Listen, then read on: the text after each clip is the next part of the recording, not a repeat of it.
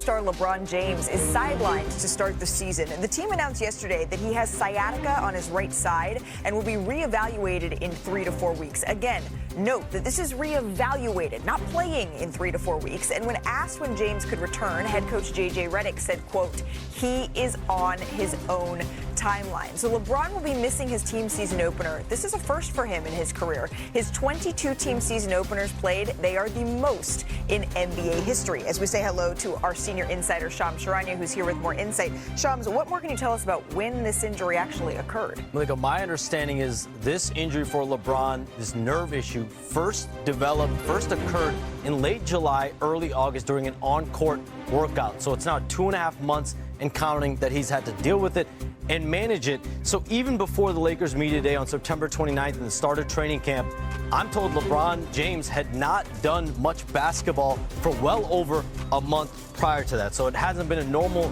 routine summer for him. He's a creature of habit. We know that, the way he maintains his body. So for him to be out to start the season and miss his first ever opening night, it shows an admission by him and the Lakers that he needs more time to ramp up, get into basketball shape, get into the right basketball conditioning that he is accustomed to. He's not there yet. And that's concerning, right? When you hear that it's been 2.5 months that he's been dealing with this and still 3 to 4 weeks before even being reevaluated here. I want to bring in our injury expert here, Stefania Bell, into the conversation in the show. Stefania, can we just back up for 1 second? What is sciatica and how long could James be out here?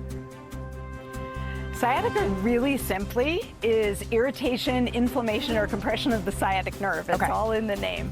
And the trick is trying to figure out what is the origin source of it, because there are many, many things that can cause sciatica. It can be caused by a problem up in the lumbar spine or low back, like a disc problem or inflammation that's irritating the nerve. It can be caused where the nerve passes through the hip muscles by compression or irritation there.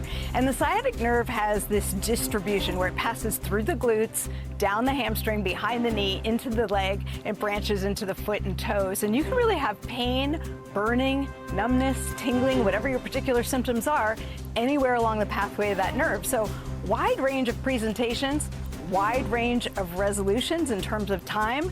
For treatment, you can treat it conservatively with physical therapy. You're really trying to get the irritation and inflammation to settle down. More aggressively, sometimes an oral course of steroids or an epidural steroid injection if it is in fact associated with the spine. So again, quite the spectrum of possibilities depending on what the actual source is. And when you talk about time frames, could be a couple weeks.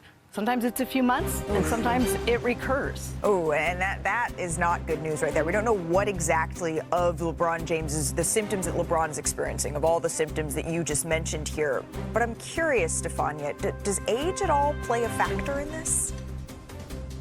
No one wants to hear that middle age is part of the problem. But in fact, LeBron's age does fit the pattern we typically see with this. You know, and in that 25 to 55, 60 range is where you most commonly experience something like sciatica.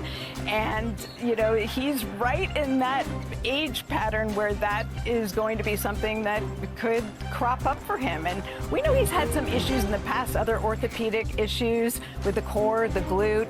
Maybe there's something going on with his low back. That would be normal. We call it age-related degenerative changes, and while that sounds drastic, it's just part of aging. And certainly as an athlete who's played at the level he has for years, you expect to see some age-related changes. So age not the only reason, but it can certainly impact why it's presenting and also how long it takes to recover. Well, I'm looking at all of these high-flying highlights here of LeBron James, and I think, yes, you're saying all of these things are quote-unquote normal for this age group, but when you've seen someone perform at a superhuman level for so many years, it's still a little bit unnerving to hear about these issues that he's having as he's working to enter his 23rd season here. Stefania Bell, thank you so much for your time explaining to us all of that here on NBA Today. If y'all are wondering what the Lakers look like with and without LeBron James, here it is. Since 2018-19, when he joined the Lakers, LA is 248 and 171 with LeBron James on the court.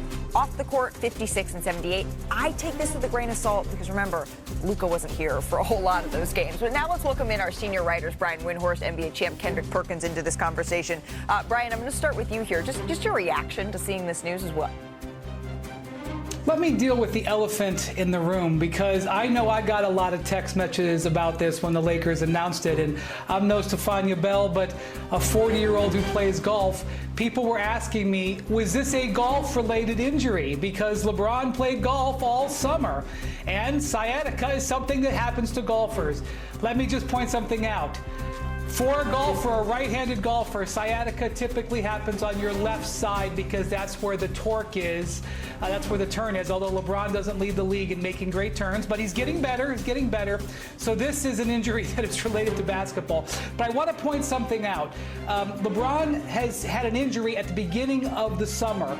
At the end of the Lakers season, he hurt his knee, he sprained his knee, and he was out for about 6 weeks recovering from that injury. So his entire summer of maintenance and ramp up was off, and that is a factor, not only as he deals with the sciatica, but he ramps up coming back, and that's why the Lakers want to take this carefully.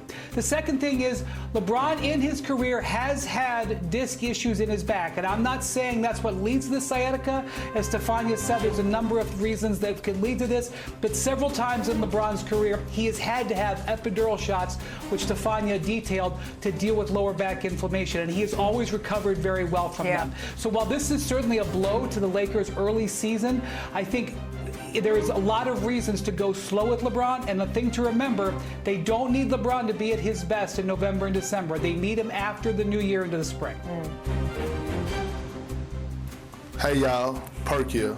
Look, Hi, I'm Perk. not the doctor, and I'm damn sure not a golfer, okay? But I was a former athlete, and we talk about Father Time all the time, and Father Time is here. We've heard LeBron talk about, hey, when the time is near, they're going to sit down with his family. He's even going to talk to the word love, right, and see if it's still there.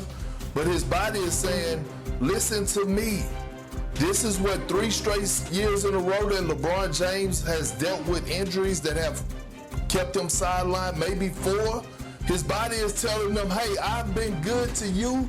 It's time for you to be good to me. It's time to shut it down. Not right now, but at the end of this season, I feel like this should be LeBron's last season, and he should really retire after this season. It's nothing more for him to accomplish. He accomplished everything. He's probably the all-time leader in every single thing. He's in the GOAT conversation. He's 41 years of age, and his body right now is telling him, hey, brother, be good to me.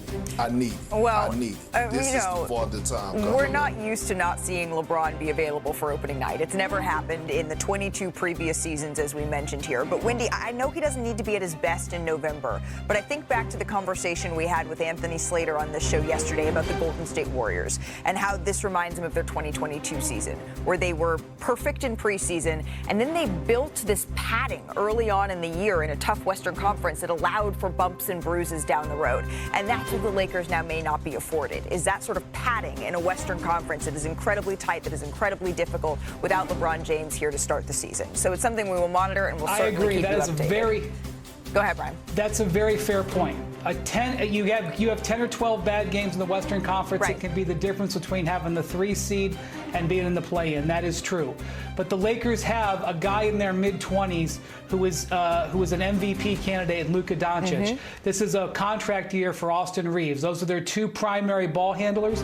That's something that they need. That those guys need to carry the load. Absolutely, and that's what they're going to be saying. And just to re-clarify here, 2.5 months and counting that he's been dealing with this nerve issue, and he's obviously trying to ramp up, trying to get back on the court. He just is not there yet. Absolutely, and that's the biggest story in the NBA. But tonight, it's all about the WNBA.